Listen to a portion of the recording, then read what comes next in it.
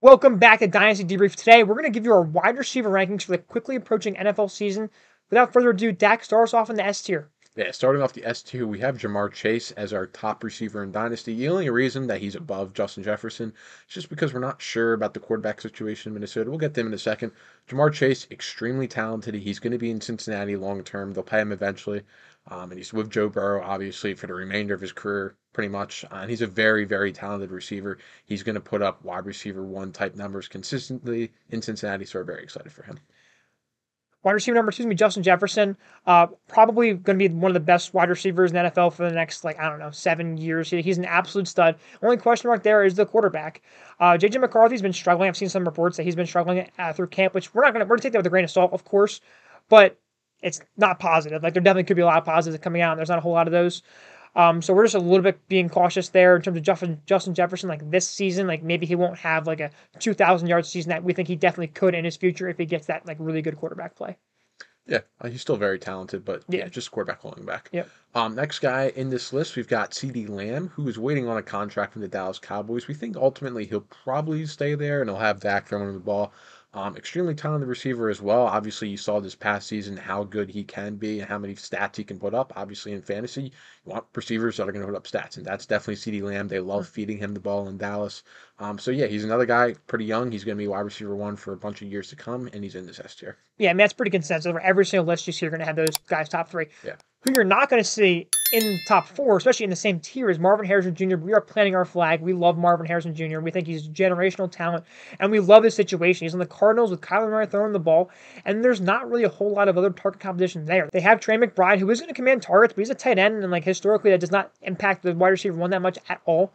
Marv just has the opportunity to be an absolute beast here for years and years to come. We believe in the talent. We believe he is generational, and we think he's going to stay in the S tier of dynasty lists for at least the next 5 years. Yeah, he's another guy. He's going to walk in there, and Kyler Murray's going to feed him the ball. And he's 21, 22. He's very young. He's only going to get better. We already think he's going to be extremely good year one, so we're very excited. And this is a bold take, I think, putting him in the S tier, but we just think he's that talented. We're going to have him there. Yep. Starts off in the A tier. Yeah, starting off the A tier, we've got Amon-Ra St. Brown, wide receiver for Detroit, another extremely productive wide receiver. The reason that we don't have him, I guess, with the S tier is we just maybe think he's not as talented as a player as the guys in the S tier.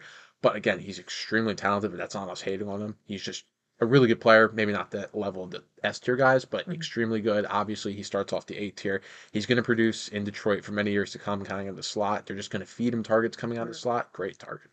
Yeah, I think Amon-Ra, the only reason why he's not up there is because he kind of has a slower ADOT than those other guys. He's definitely a more of a yak guy, which kind of limits his super ceiling. Chase and Jefferson can be long ball type guys.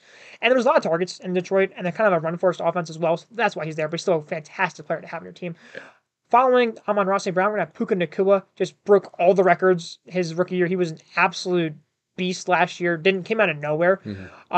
If he had top 10 draft capital, he'd be the wide receiver one. Definitely. Without even any question marks there, but he wasn't. So we do have to knock him down just a tad for that. I do believe that he will kind of repeat next year, maybe at least be close to what he was next year, maybe even exceed that. Who knows? Another kind of negative with him is Matthew Stafford's age. One of the older quarterbacks in the NFL. We don't know when he's going to retire. It could be as soon as next year. It could be 3 years from now. Who knows? But when he does retire, that will be a pretty decent hit to Puka Nacua. So that's why we have him in this A tier. Yeah, still not really worried about him. I think he's going to produce regardless of what quarterback. Maybe just not, again, like the S tier guys you want to see. Yeah, to be in the S tier, you kind of have to have at least very good quarterback play. Yeah, definitely. Unless you're Justin Jefferson. Yeah, but he doesn't count. Yeah. Next guy rounding out this list, speaking of bad quarterback play, we've got Garrett Wilson. He hadn't gotten that last year to play with Aaron Rodgers, obviously tearing the Achilles right away. This is the year we think that Garrett Wilson shows how talented he is. He's free from the Zach Wilsons, the Tim Boyles of the world. He's going to have Aaron Rodgers throwing him the football, and he's going to break out. He's going to be awesome. We can't wait to see Garrett Wilson play this year. It's going to be very exciting. He might be able to move up if he has the year that we think he's capable of having. For now, we're going to have him here, but super excited to see him play this season. Yeah, I think Garrett Wilson is definitely something that can move up into the S tier. Again, kind of same thing with Puka. I'm worried about Aaron Rodgers retiring as well with him. But for right now, we think Garrett Wilson is going to be a top 5 receiver this year. I really do believe that. Yeah. Starting off the B tier, we're going to have A.J. Brown, just an absolute stud wide receiver for the Eagles. Probably top 5 wide receiver in the league. Just an absolute beast. Jalen Hurts, fantastic quarterback, giving him the ball. And a little bit of a crowded offense, which is why he's a little bit lower, and he's a little bit older than some of these other guys. 27 years old, just in a little bit of a crowded offense, right? We got Devontae Smith there, we got Dallas Goedert, there's probably Saquon Barkley. Jalen Hurts is going to get some goal line work, of course. So that really does limit his like absolute ceiling. I would be surprised if AJ Brown's like a top like 3 fantasy producer at the wide receiver position. But I'd also be surprised if he wasn't in the top 10 as well. So he's just a very safe player, a little bit older, so he's not in that S or A tier, but he's a very, very good player to have on your team. Yeah, definitely excited, especially if you're a win now team. You would love to have him on your roster. Absolutely. Next guy on this list, he's gotten a lot of hype in training camp. That's Malik Neighbors. We're very excited for him. Honestly, he could be moving up pretty quickly if he takes this hype in training camp and applies it to the regular season. He comes out just guns a-blazing. He's going to be going up this list. Very excited for Malik Neighbors. Obviously, great prospect coming out of LSU. Definitely overshadowed by Marv in the draft process. If it's not for Marv, if it's just any receiver class you can pick out the last 5 years, he's probably the wide receiver one in that draft class. Just happened to be stuck with Marv. But we're really excited for Malik Neighbors. We'll see if he can produce with Daniel Jones. That remains to be seen. But for right now, in that Brian David offense, we think he's going to be force-fed targets. Very excited for him.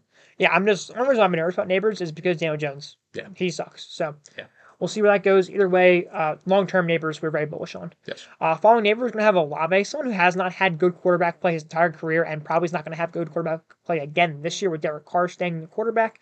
But Olave is oozing talent, just a fantastic player. Maybe he's a little overhyped to some people, like at some points, just because like you need to have good quarterback play in order to produce like a wide receiver one. And Olave doesn't have that, and there's not really a clear road to him getting that. But long term, right, we're playing Dynasty. Olave is still super duper young, so we're bullish on him long term. We think he'll end up being a wide receiver one. We just gotta wait a little bit longer. Yeah, when in doubt, I think you want to bet on talent Yeah. in Dynasty, and Chris Olave has all the talent in the world. He just needs a better quarterback, not Derek Carr. But again, we're betting on that talent, and we think eventually he'll show how good he is. Definitely be a wide receiver 2 this year. Like, I could very easily see that. Yeah, definitely. Rounding out this list, we've got Tyreek Hill. He's getting into his 30s, but he's still probably next to Jefferson is top 2 receiver in football, and it definitely translates into fantasy. Tua is going to be throwing him deep balls. He has potential to score 50 points any given week and tip the scales in your favor in your league. He is a definite league winner. He can win you a league single-handedly. Your roster doesn't have to be as talented as other players. If you've got Tyreek Hill on your team, like that's a cheat code. So we're still going to have him up here. Even his age, he's definitely getting older and he's going to be sliding down lists as the years go on. But for right now, we want those points on our team, especially if we're a win now team. If you're a win now team, got to get him on your roster. He's the Christian McCaffrey of wide receivers. And the good thing about Tyreek Hill is nothing is changing in that offense, pretty much. So they're going to have probably the same game plan. And that means Tyreek Hill is going to get force-fed the ball and he's going to put up 1,600 plus yards. As long as he stays healthy. Yeah, they just signed Tua. Mike McDaniel's not going anywhere. Yeah, that situation is changing. So starting off our C tier, still got great players here. We've got Drake London. Drake London, very, very good player. Got very nice draft capital. Just hasn't really put it together in terms of fantasy production, but he has had some of the worst quarterback play we've ever seen through his first 2 years. And now he's getting Kirk Cousins, who is just an absolute monster when it comes to producing high-end wide receivers in terms of fantasy production. So with Kirk Cousins coming in, we project Drake London to be a wide receiver 1 this year. Will that end up happening? Not sure, but we think it might. And Drake London's also extremely, extremely young. He was one of the youngest players in his entire draft class, so he's got plenty of time to grow and develop with Kirk Cousins and just be an absolute stud. Yeah, he's definitely got the talent. Just remains to be seen if he actually can turn out like a wide receiver 1. We'll see. Yeah. He could not. He's got a little bit of a unique build too, which makes it a little bit interesting, kind of like more of like a Mike Evans type of wide receiver, with a little better yak and less jump ball, but similar type of player. Next guy on this list, someone that we're definitely higher on than most of the Dynasty community is DJ Moore. Like Drake London, he had really bad quarterback play. Justin Fields, great runner, he's just not a good thrower of the football, and he was still wide receiver 6 last season. And a lot of that was just off of yak and making things happen when he got the ball in his hands. Now he's got Caleb Williams, by far the best quarterback he's ever played with. We don't think he's going to be the wide receiver 6 again because there's a lot of talented receivers. DJ Moore might not be as talented as this guy's, but can he be a wide receiver 1? I think so. I would hope so. Where we have him, I would say that we're betting on him to be a wide receiver 1. I would agree. Very excited for Caleb Williams. Obviously, if you watched us, you know how excited we are for Caleb. And DJ Moore, he's only 27, just like AJ Brown. We think he's got at least 3 to 4 more years. He just got extended. Yes. Great quarterback play, and he's a very good wide receiver. So we're very bullish on him. We think he deserves to be this high. We're really excited for that connection to unfold. And Keenan Allen, I think he moves on after this year. Rome Odunze also is a little bit of a worry, but just I really like DJ Moore. Yeah, I think that offense, I think they want to pass the ball. I think they've shown that. I think Caleb Williams wants to chuck the ball. I think Caleb Williams can be very good. I think Caleb Williams can produce multiple wide receiver ones. Yeah. Now all three of them might get a little bit tricky, but Rome's only a rookie, so I don't think he's gonna make that much of an impact. And Keenan Allen's probably gonna have his hamstring fall by week 3. So there's gonna be plenty of opportunity for DJ Moore to be a wide receiver 1 this year. I'm not really worried about that. Yeah. Our next player is going to be Nico Collins. A third-year breakout for the Texans, was an absolute stud last year, kind of out of nowhere. Tied to C.J. Stroud, just signed that nice contract extension to be with C.J. Stroud for the oncoming years. There is a little bit of worry in terms of just the Texans wide receiver room. It is a very crowded room. They got Tank Dell there. They just brought in Stephon Diggs. But I think Nico's the alpha. I really do. Diggs had a very rough end of the season last year, and his age, he's definitely getting up there. I think Nico's just going to continue to get better as Diggs continues to get worse.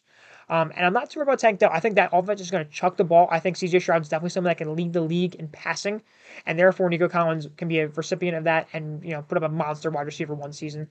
I would say his wide receiver 1 overall path really isn't there, but not too worried about that. Looking for another wide receiver 1 season at Nico Collins. We have him pretty high. We like him a lot. Yeah, I think he's definitely the best receiver on the Texans. He's going to outproduce Tank Dell, Stephon Diggs now and going forward. Very excited for Nico Collins. Next guy on this list, we've got Brandon Ayuk. Right now, he's in trade, contract negotiations, all that stuff. We're not really sure where he's going to be this season. We think it's in San Francisco. We're not sure. If you want to get our opinions on different landing spots for Brandon Ayuk, we put out a video a couple weeks ago about that, so you can check that out.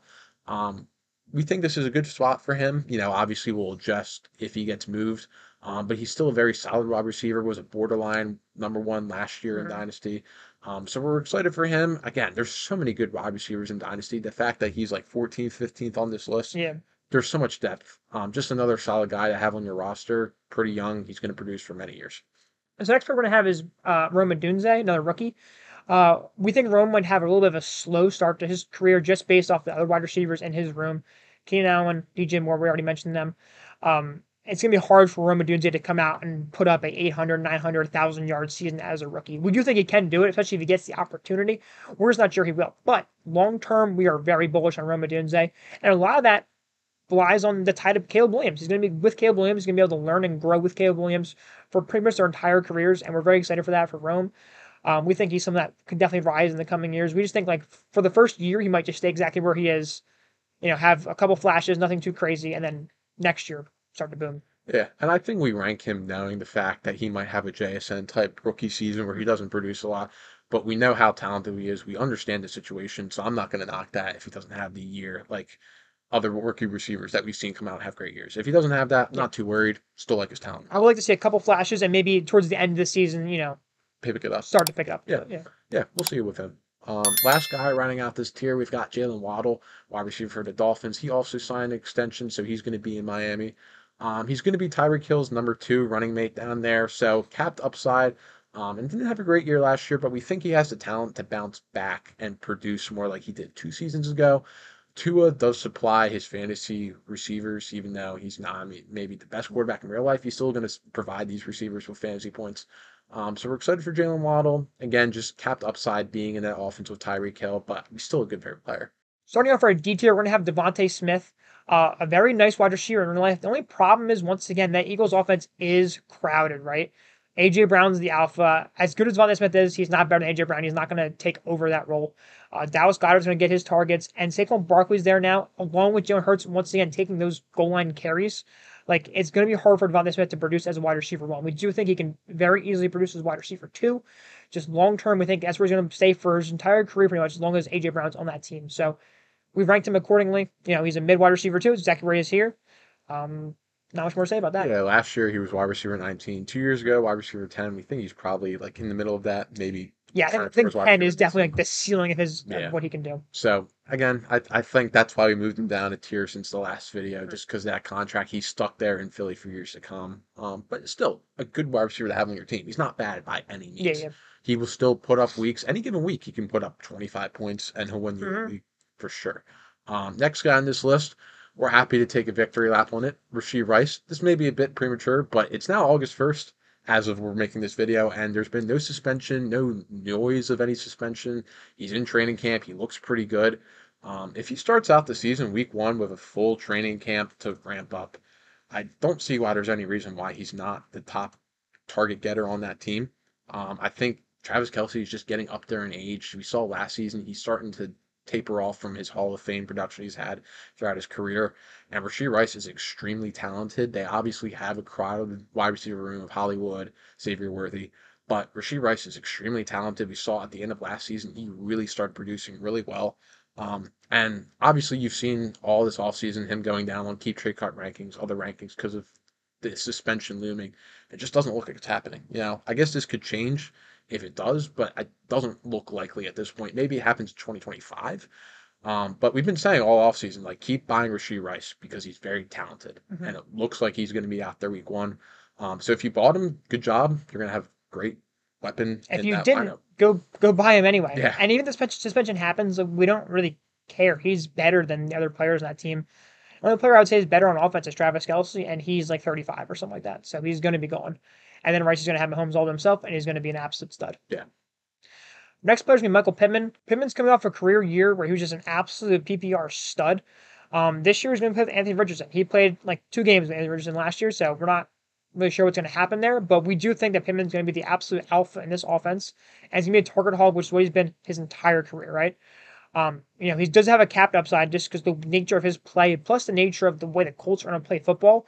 Probably pretty run heavy, probably pretty, running the ball in for touchdowns.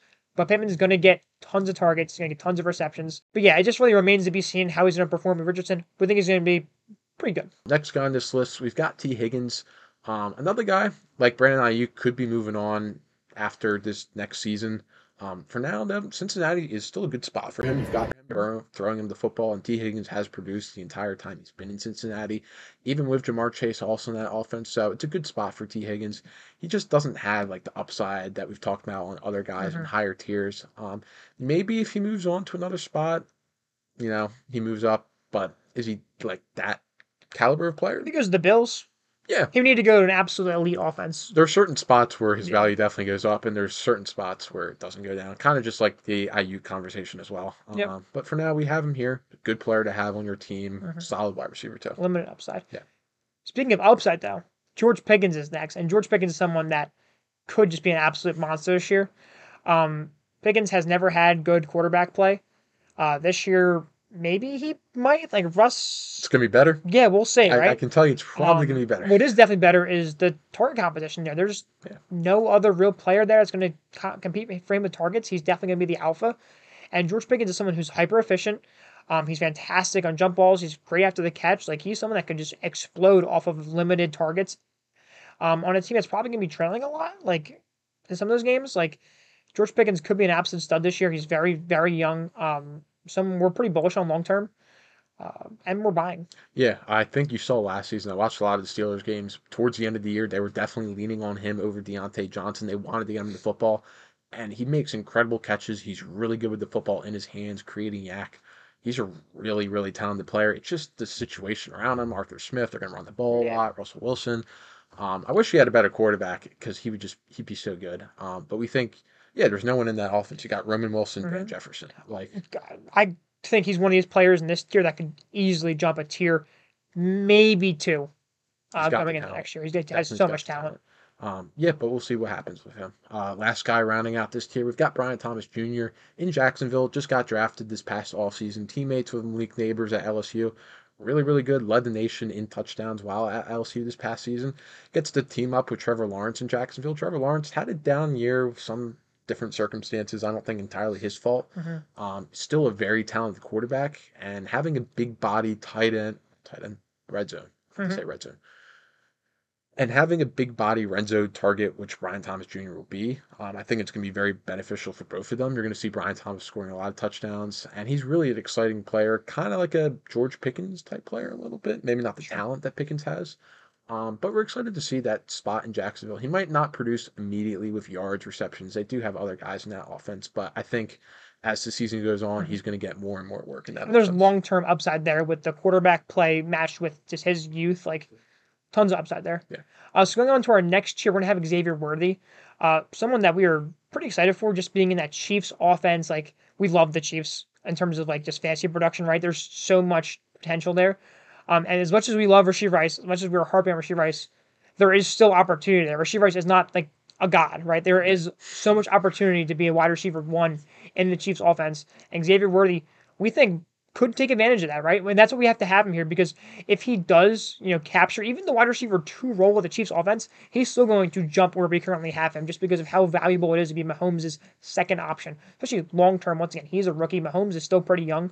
They're going to play together for as long as they want, as long as Worthy is good. So we have to have him here. Yeah, he's an interesting player. You've seen some clips where he's going deep in training camp and just burning the defense. There was also that video the other day that came out of him just getting knocked over in press coverage because he's so small. I think there's variance. I think he'll still ultimately be Those pretty things are good. going to happen. Yeah. But he's a guy like I think can give you those spike weeks starting this year, and as he grows into the NFL role and more, he's an exciting player. There's so much upside Yeah, there. we're looking forward to him. Next player on this list, we've got Tank Dell, the number 2 in Houston. Number 2 for CJ Stroud, kind of like we were talking about Mahomes. That's pretty valuable. Another guy, also pretty small, but he produced this year as a rookie. He was very, very good before he got hurt. Of course, the key part is before he got hurt. And with his durability concerns there, given his small size, I think that's what keeps him down on the list. But again, in Houston, he produced when he was there. He's got CJ Stroud for a while. So he's another guy that we're excited for. And if he stays healthy for an entire year, he could be going up. Yep. Rounding off the entire list, we're gonna have DK Metcalf. You kind of know what you're getting with Metcalf at this point. He had 1 year in his career where he was like a mid wide receiver one. That was a very good year for him. But besides that, he's been a wide receiver two his entire career. And that's what he is. He's a very solid player. He doesn't have the best quarterback play in the league. Geno Smith's not fantastic, and it is a pretty crowded wide receiver room with Lockett and JSN there. But we do know DK Metcalf's almost for certain going to be a mid to low end wide receiver too. He's still relatively young. I guess there is time in his career where he could grow into being a wide receiver one again if Seahawks do get that quarterback upgrade, which we just don't know if they're going to do that or not. So we have to have him here. Yeah, I don't think he's the sexiest player, but he helps you win a championship. He's a solid 14, 15, 16. Yeah, he's pretty He's good. fine. So hope you enjoyed the video. If you learned something, if you enjoyed it, make sure to like and subscribe, and we'll see you in the next one.